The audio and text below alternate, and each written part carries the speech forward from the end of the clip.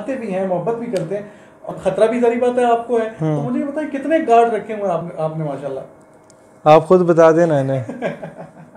नहीं, मैं आपको चाहता हूँ। मेरे पास कोई सिक्योरिटी गार्ड नहीं है। किसी ने हमला करना है मुझ पर, you are more than welcome.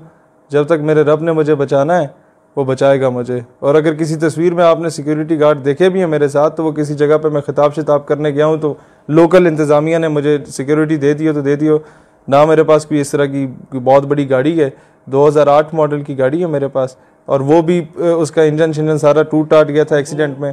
तीसरी बात, मेरे दोनों पाँव में और बाएं बाजू में रॉड्स और नेल्स और प्लेट्स हैं। 140 की स्पीड में मेरी गाड़ी लगी थी और मरते मरते मैं बचा था। ये 2014 की बात है। उसके बावजूद मैं अल्हम्दुलिल्लाह जब चलता हूँ तो ये बड़े बड़े लिबरल माफिया के धुएं निकल जाते हैं। ये मुझे पता है कि कितनी तकलीफ़ में मैं चलता हूँ और कितनी तकलीफ़ में आधा आधा पौना घंटा खड़े होकर तकरीर मुझे करनी पड़ती है, या जिस तरीके से करना है। अदरवाइज़ अभी तक अगर मुझे बचाया हुआ है तो ये उस हस्ती ने बचाया हुआ है कि हमने किसी को बख्शा नहीं।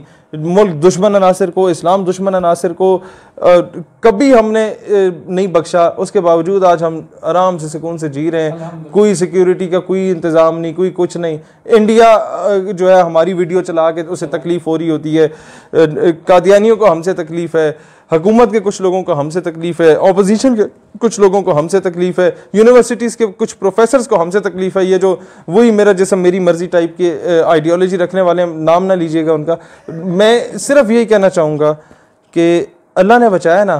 ये एक जो लोग हमें सुन रहे हैं, हमारे नज़रियाती फॉलोअर्स समझें या हमारे नज़रियाती दोस्त समझें, हमारे नज़रियाती पीर भाई समझें, ऐसे नज़रिए में दोस्तों, अगर आप लोग ये देख लेते हो कि मैंने सारा कुछ करने के बावजूद without having any sort of security मैं जिंदा हूं ना, लिहाजा तुम्हें भी काम करने से घबराना नहीं चाहिए कि पता नहीं 6 गार्ड आएंगे तो मैं काम करूंगा, पता नहीं SHO की कहेगा।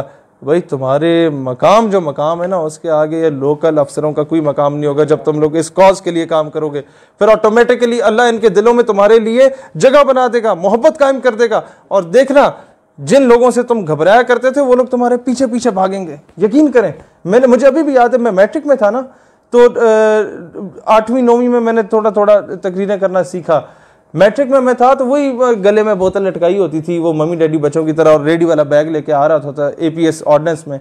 तो हम मेरे साथ वाला एक सेक्शन होता है, वहाँ 3-4 सही दबंग बदमाश टाइप के बच्चे होते थे। मेरा दिल होता था उनसे जाके सलाम करूँ, उनसे दोस्ती करूँ। वो लिफ्ट नहीं कराते थे उस वक्त ना। मैंने कहा यार ये अजीब सी बात है, ज़ाहिर है अपने टशन में होते थे बच्चे। तो उसके कोई 6 महीने बाद मैंने मैट्रिक कंप्लीट जब की और फर्स्ट ईयर में गया, मैंने रैली का अनाउंस कर दिया कि जनाब अब हमने करना है FG सर सैयद कॉलेज में। जनाब मुझसे पहले वो जिन्हें मैं कहता था कि ये मुझे सलाम नहीं करते, मुझसे हाथ नहीं मिलाते और मैं इनसे मिलना चाहता हूँ, वो मुझसे पहले झंडे लेके वहाँ मौजूद थे। क्या था मेरी हैसियत औकात मुझे पता थी जो मैट्रिक में मेरी थी। मैं आई वाज नथिंग। अब जो इज्जत है वो उस निस्बत के जरिए वो इज्जत मिली है। लिहाजा मैं तमाम मौलवियों को भी कहता हूँ, पीरों को भी कहता हूँ कि इज्जतें सारी जो हैं वो हजूर अलैहिस्सलाम के सदके मिली हैं। MNA MPA को भी कहता हूँ, लिहाजा अगर ऐसे समझते हो कि तुम्हारी अपनी इज्जत है तो याद रखना फिर अल्लाह कभी भी तुम्हें पटक के ज़मीन पर मार सकता है।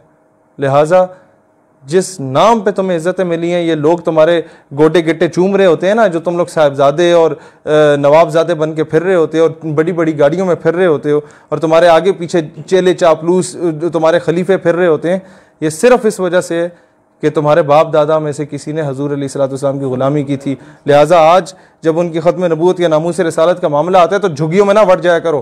तुम्हारा काम होता है प्रैक्टिकल फील्ड में निकलना। ये इसको बुरा माने या अच्छा माने, I don't care, I dam care. मेरे लिए हजूर इस्लाम से बढ़ के कोई, उनकी ख़त्म नबूवत से बढ़ के किसी की इज्जत नहीं है और इन्हें निकलना चाहिए। ये इनके मुरीद इनके पीछे झल्ले पागल हुए भी होते हैं, पूरी पूरी सिंध से ट्रेनें भर के आ रही होती हैं मुल्तान में और ऐसे मौकों पे ये लोग ढगे बन के खामोश बैठे होते हैं। हमने खुद विटनेस किया है। विटनेस किया सर। मैं पाकिस्तान का कौन सा पीर है जिसे नहीं जानता या मौलवी है जिसे नहीं जानता। जो काम करता है हम उसकी कदर करते हैं, चाहे वो किसी भी अमीर हो गरीब हो, कोई भी, हम उसके गिटों में बैठते हैं जो काम करने वाला आदमी है। बस औकात बदल देते। वाह।